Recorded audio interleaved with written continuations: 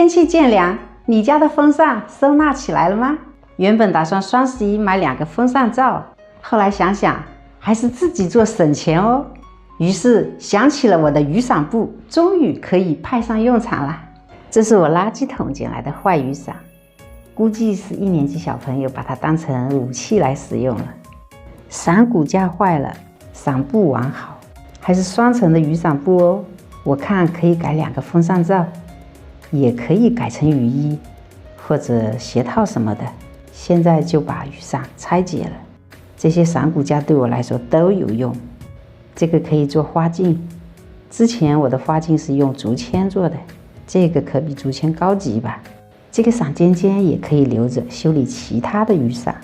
这个伞柄也不能丢哦，我还可以做门后收纳袋的横杆。现在就用黑色的伞布做一个极其简单的风扇罩吧。这个伞中间有个小洞洞，我用一个标贴来覆盖它，还可以起到装饰的作用，一举两得哦。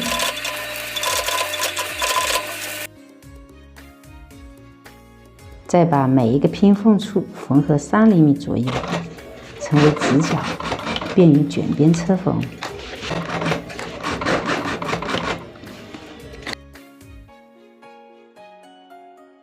我把伞布开一个口，折边缝合。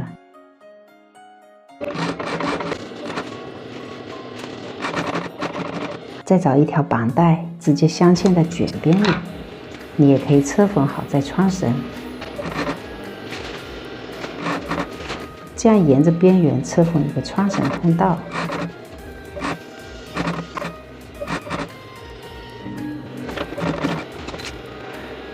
通道车缝好，把绑带抽紧，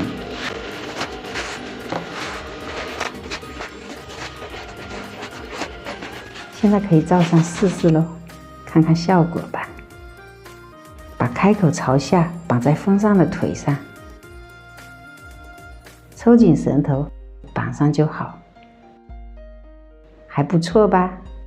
我又省钱啦。